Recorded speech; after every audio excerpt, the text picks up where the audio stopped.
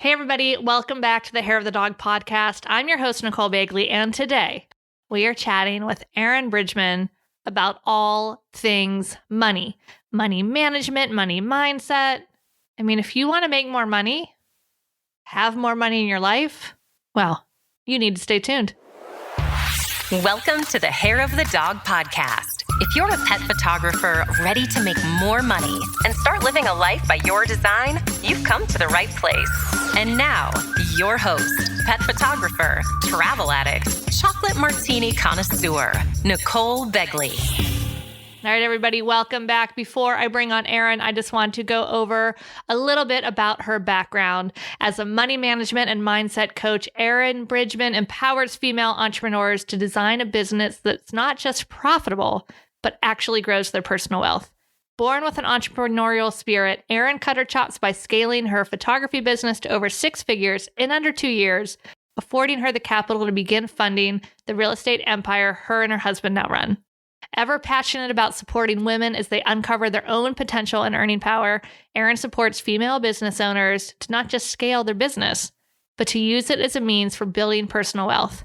When she's not working with clients or finding her next investment property, Erinn can likely be found vacationing around the world and spending quality time with friends, her husband, and daughter, Ava.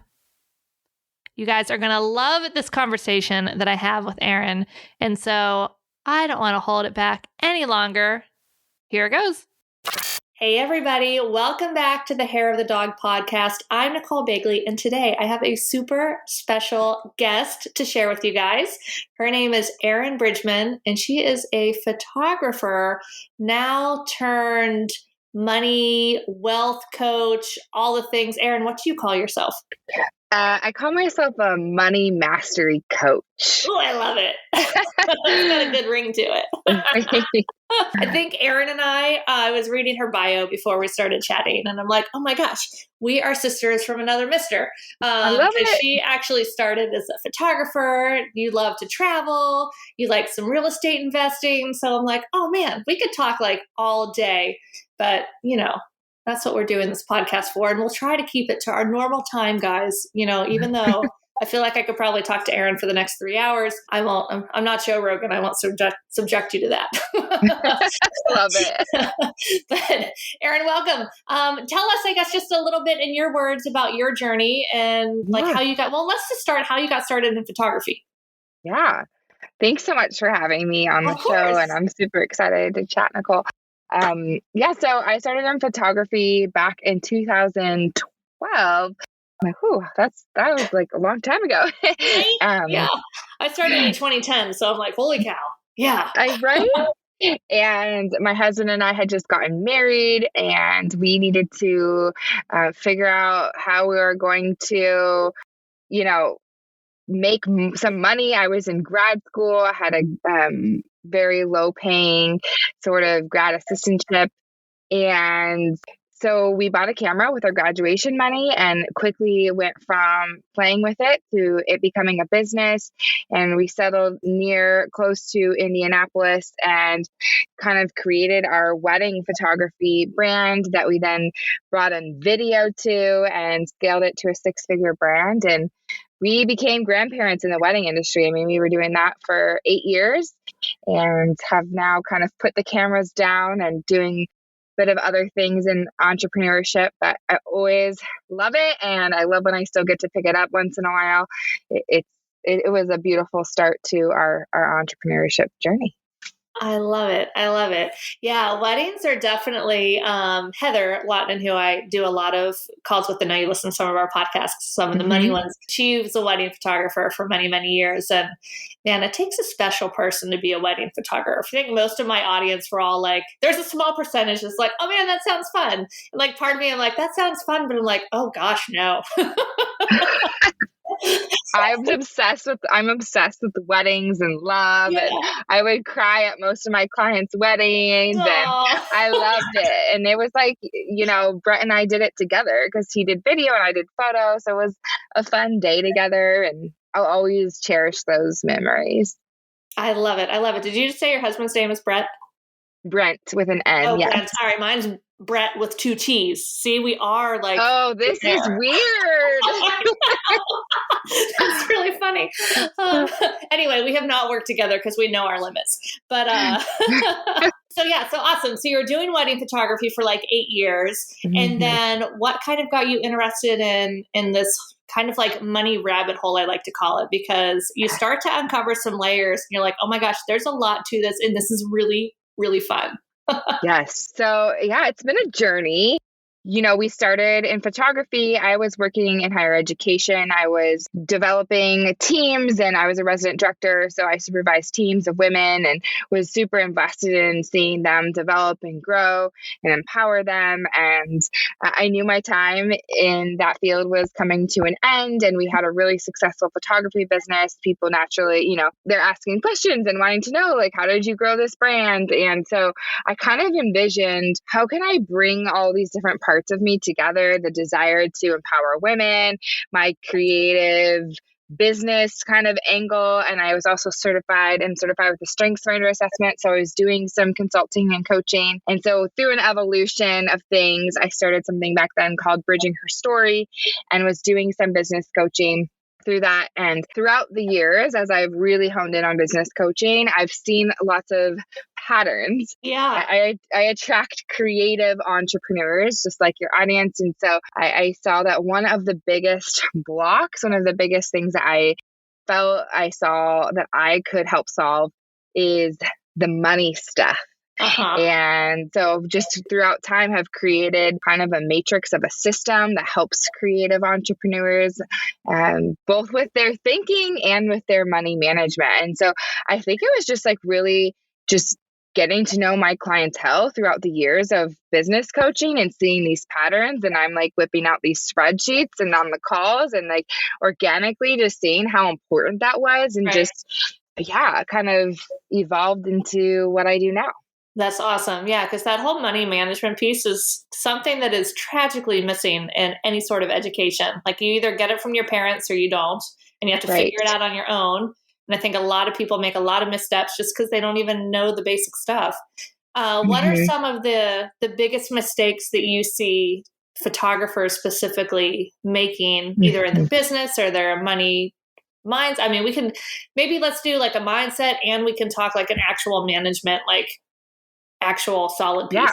Okay, cool. So as far as money management, particularly with photographers, creatives, I see like a couple things.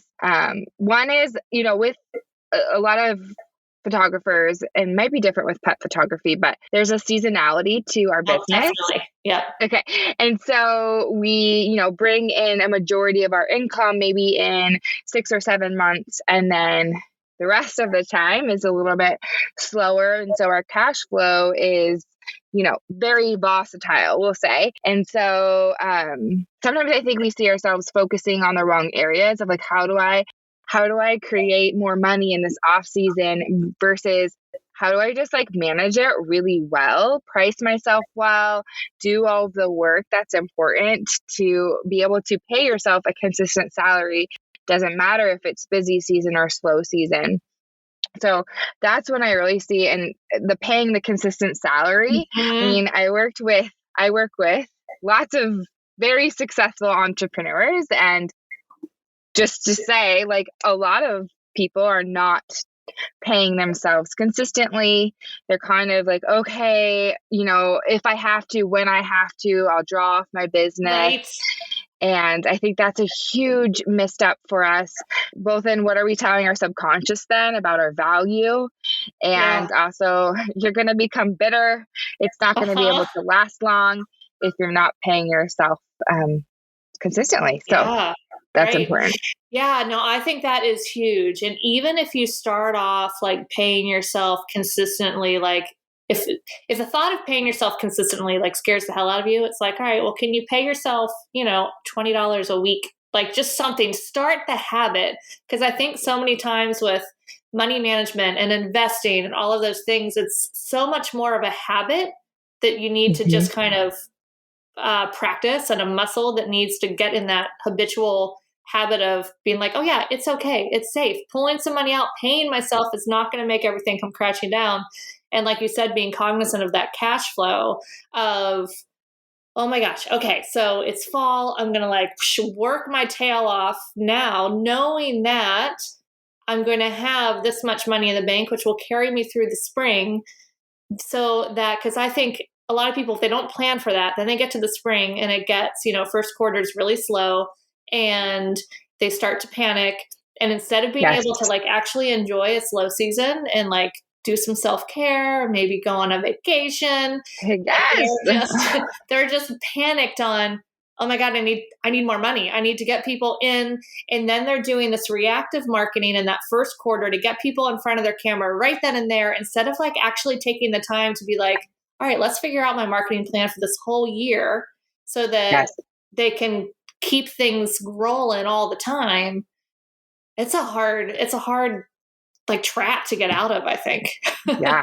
And you could do it like two ways. You do it in kind of what you were talking about in the habit formation, like growing the musculature. And that's also about your thinking. What are you thinking? Developing your mindset. And then you do it through a very like practical management piece of like, what are you bringing in? What are what is your, like really understanding your numbers and seeing it in a like bigger perspective and doing the work to be able to say, I can pay myself. I see that I can pay myself and being confident with your numbers. So those two things together are really important. Yeah, I think that is so, so important. And, I teach everyone, I go by PPA's numbers, which is, Professional Photographers of America, for those of you guys outside the US. But they recommend a 25% cost of goods sold max for portrait photographers. So, gosh, you guys, I've said it before, I'll say it again. You have to know your numbers, because so many times we think that, oh, I'm just selling some digital files and there's no cost of goods sold. So look, it's all profit. But then you look at like how many hours you've spent. And then you realize you're making like, you could make more managing a McDonald's or even working in the McDonald's. And you're like, oh my God, what am I doing? So knowing all those numbers is so important. And then I think for the mental side of feeling a little bit more secure, I know for me, I kind of have a number that I want to keep in my checking account. That's kind of like, I don't want to go below that. And if it goes below that, it like makes me a little bit nervous.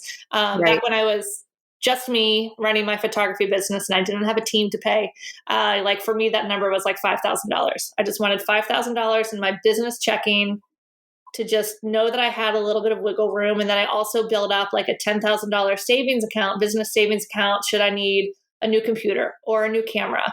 And that way I knew I could buy a new computer when my computer died and not have to stop paying myself, because I had money set aside for that kind of thing. So important. Yep. I teach that you should open 6 to 7 different bank accounts.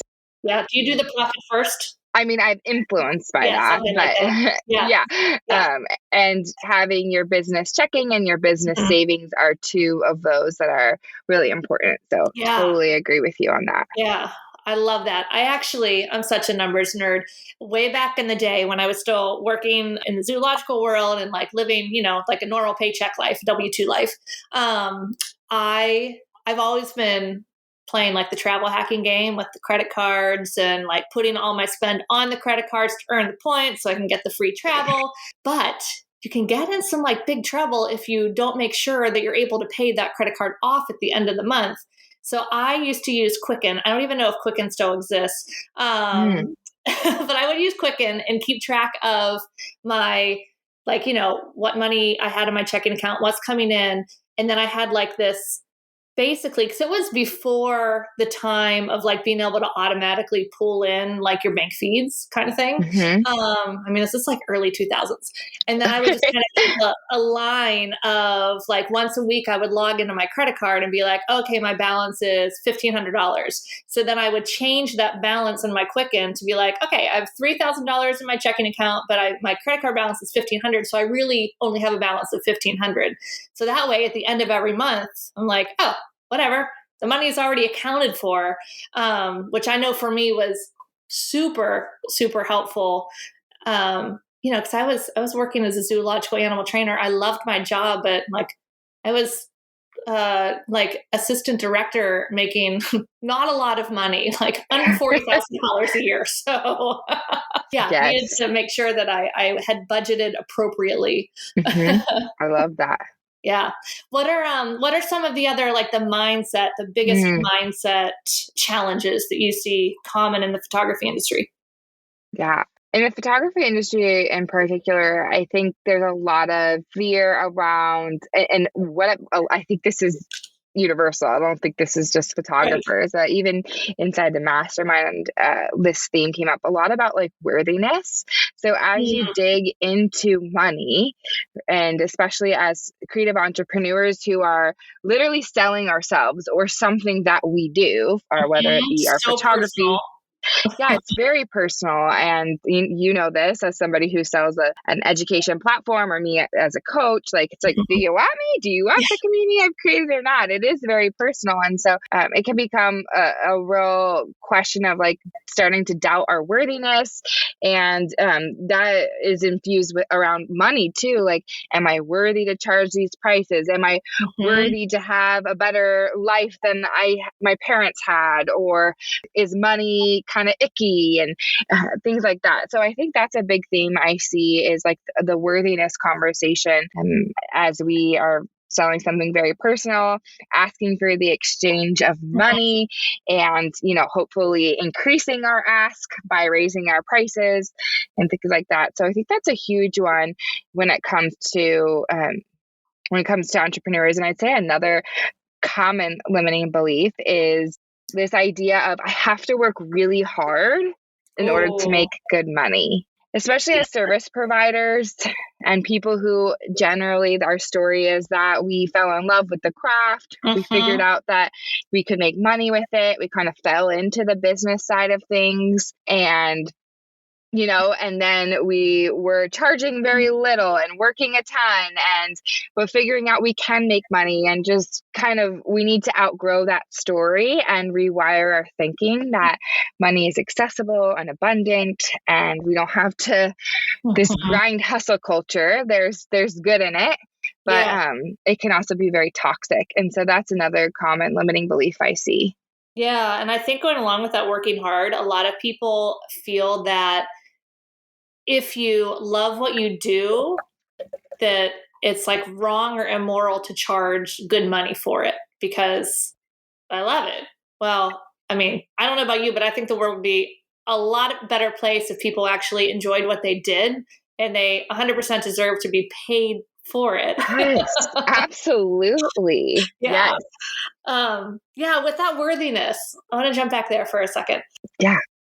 I feel like that worthy thing is something that is so below the surface sometimes and so hard to pinpoint because, I remember hearing this for years. I'm like, whatever, I don't have any worthiness issues.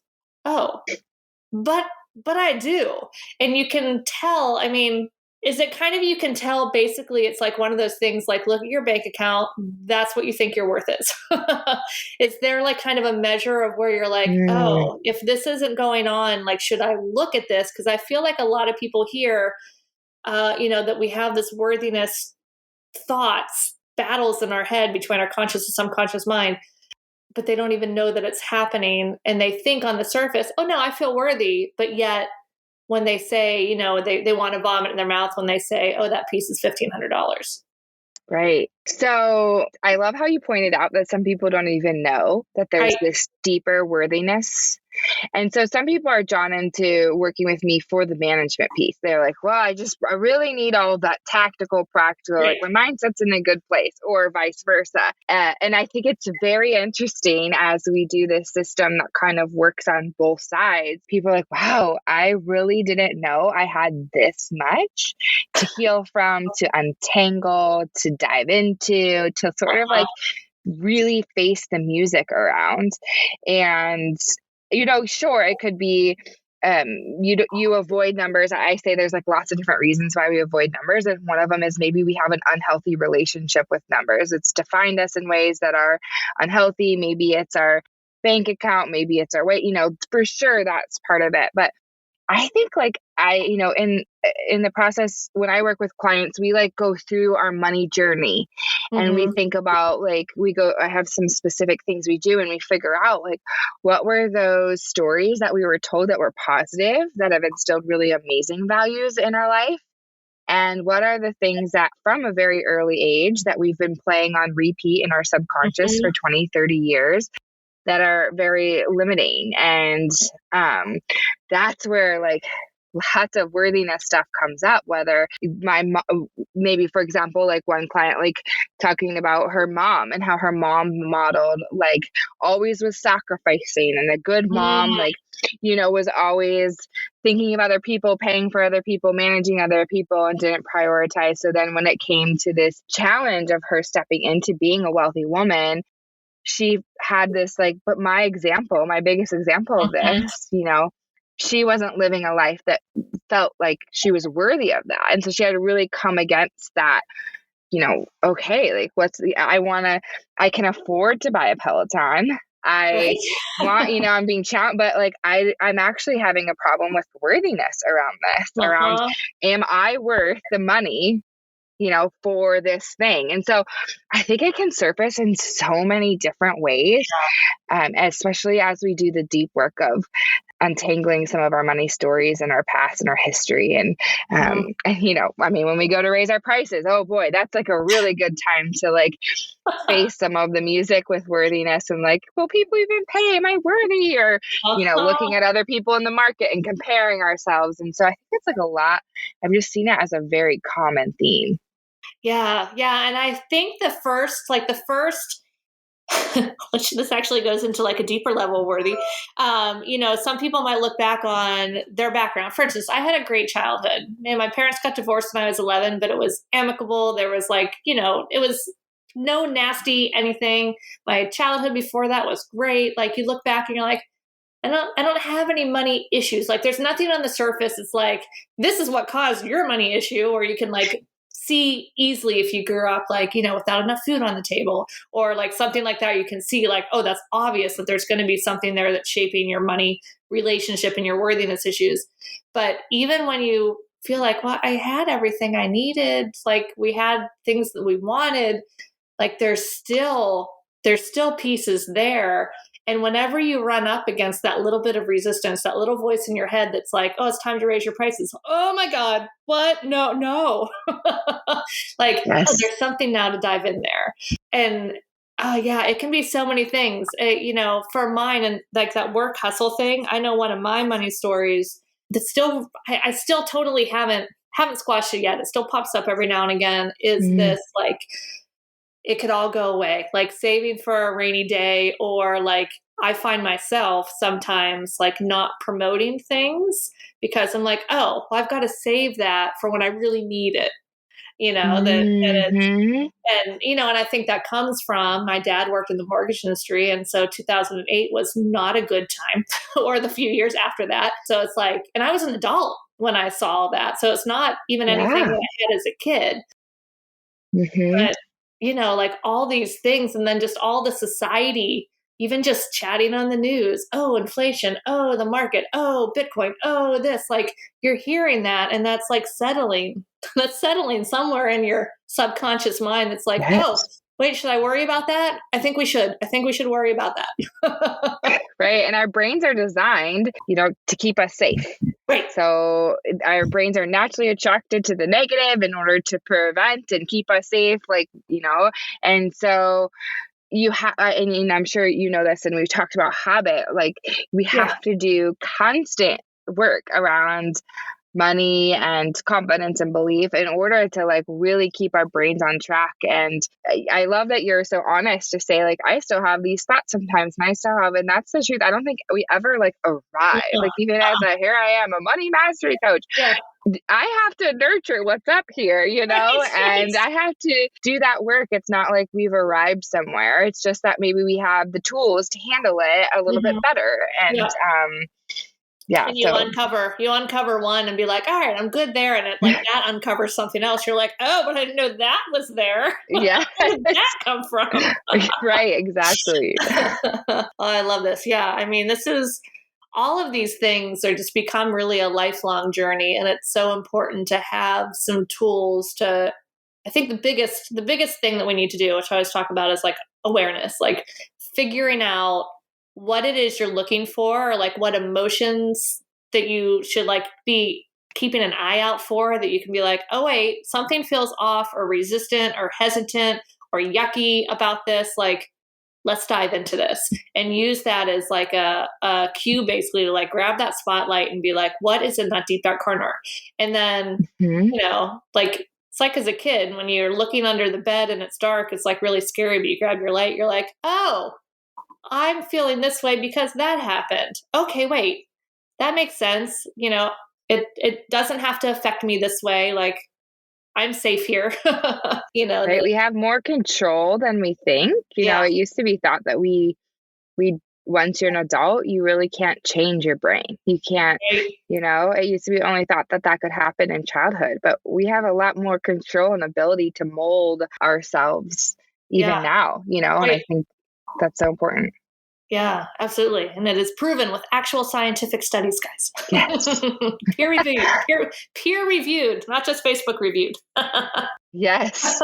Yeah. And then just one more, just like to touch on that worthiness piece too, because I think that is just the biggest piece. And one of my business mentors, James Wedmore, always says, like, you look at a baby or like a toddler, young kid. And do you ever look at that kid and like, you're not worthy, like, whatever, you're not contributing to the house. Oh, you're just playing and pooping your pants. You're not worthy. Like, we're just a little older and we probably shouldn't be pooping our pants, but like, nothing's changed. It can happen. It's fine. But yes, we just have innate worthiness, being alive, being a human, right? We don't have to earn it. We don't have to. Yes. Yeah. And that, I think, carries over into the photography thing too, because like we said before, being that most photography business are so much a personal brand, and you put your heart and soul into the work that you're creating, and you feel like you're putting it out there as either hire me or don't. And if you don't, then that obviously means I'm a terrible human. And like, there's no way I can ever make this work. And then you go down the spiral of like a shame spiral, really, of just like all these bad things. There's no way, where really, like, if you have that calling, that interest, like that's all you need. Like, that person might not be your client, but certainly there are others out there that will love what you do and appreciate it. So, it is worthwhile.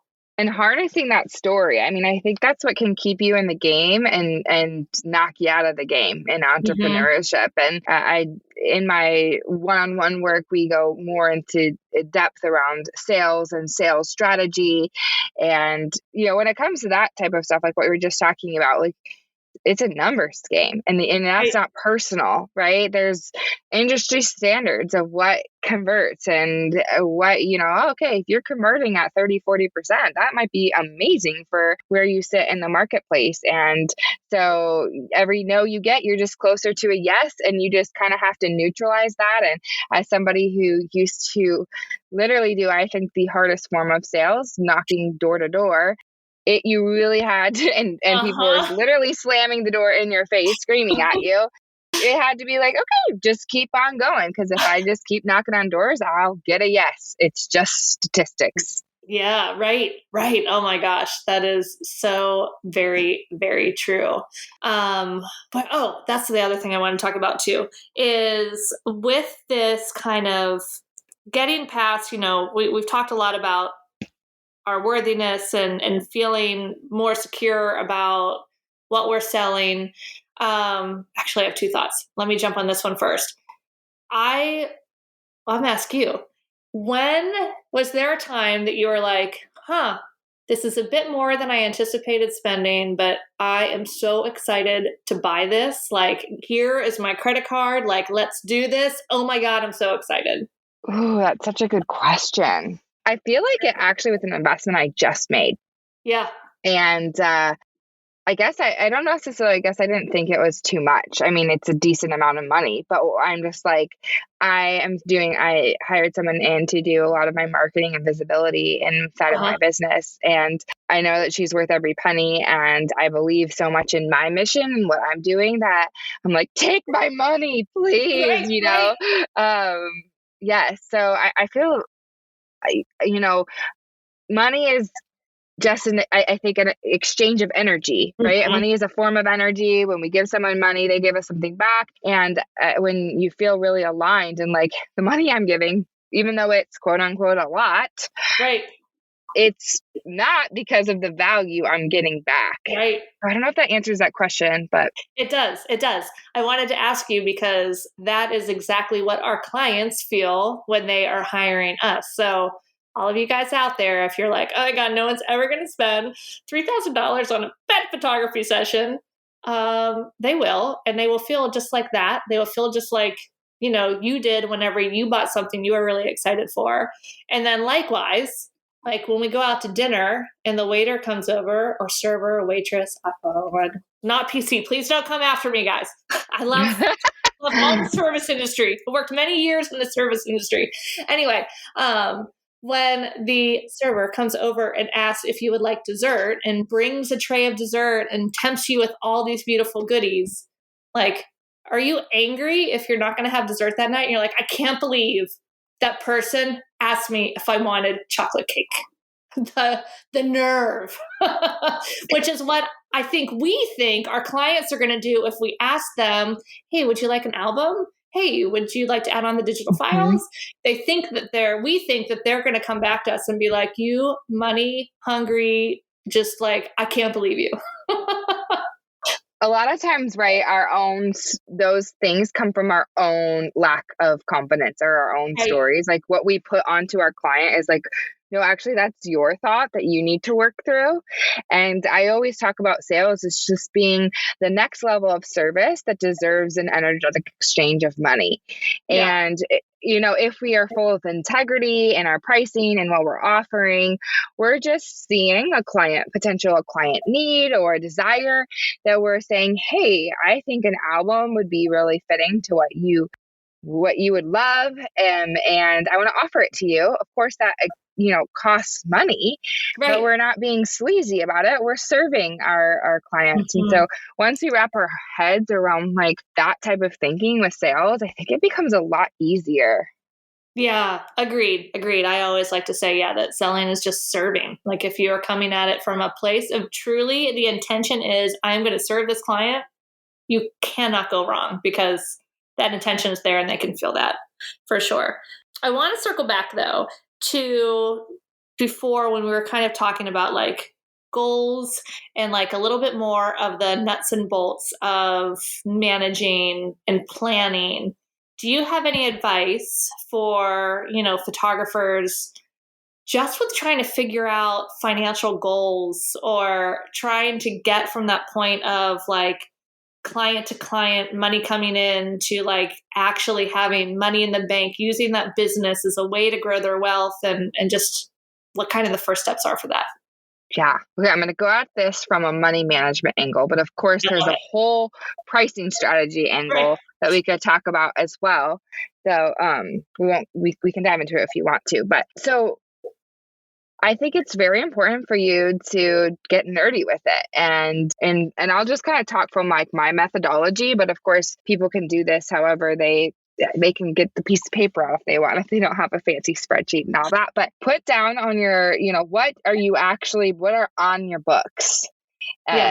What do you actually have on your books? And look at like from now to 6 months out. And especially with photography, people can be booking you out quite a bit. So see like what are you already like safely at? And you should have an estimate of both, your revenue, but also like what is your expenses and profit?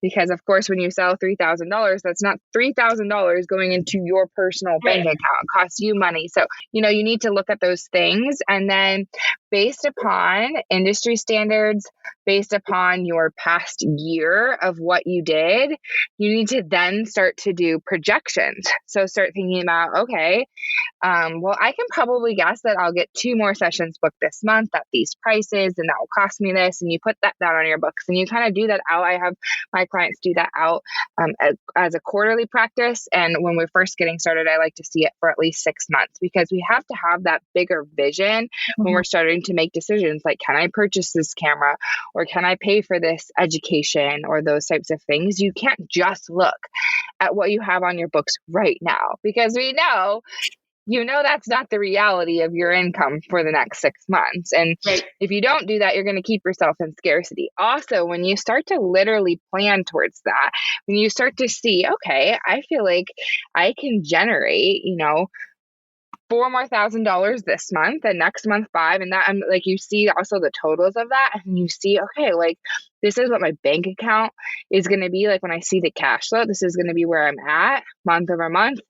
I can start to pay myself even more, or I can start to bonus myself out. And then when you know what you'll do with that money, because you have all of your personal finances organized, your motivation to book those things isn't this arbitrary out there, man, it'd be nice to make a lot of money. If I book these sessions, I give myself this raise, and I can pay off all my debt in the next 6 months. That is a lot more motivating than like piles of green cash that you're dreaming about. Now this has become a real specific thing you're going after.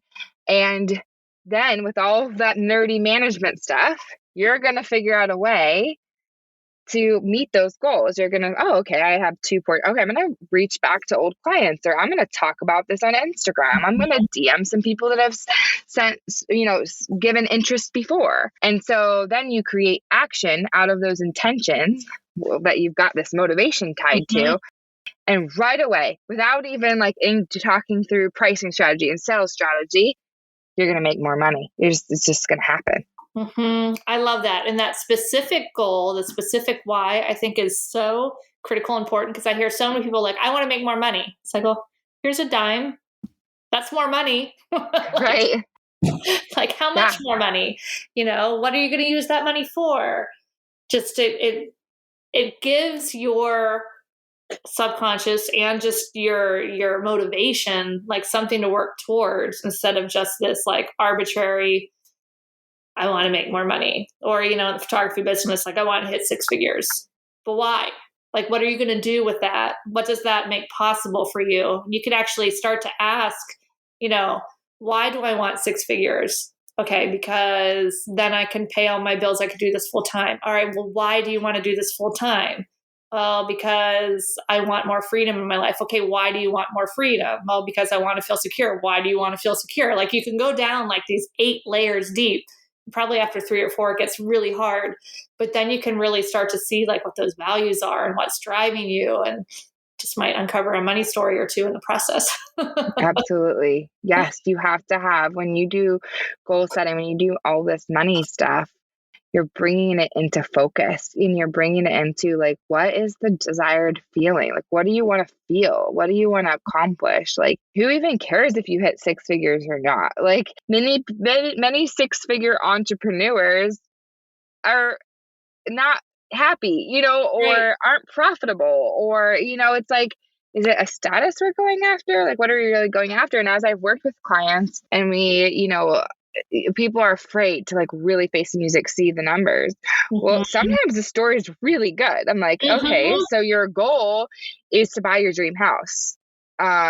We've done all the work. Looks like you can afford to pay yourself $2,000 more a month, and that covers the mortgage payment for your new house. Right. So you don't have to make any more money in your business, and you can already do the dream that's possible. And so I think like when we uncover this, we can really, really see like numbers are sexy because they show us a lot of really good things, and really like, and if it's a hard thing, if it's like, oh wow, I have more debt than I realized.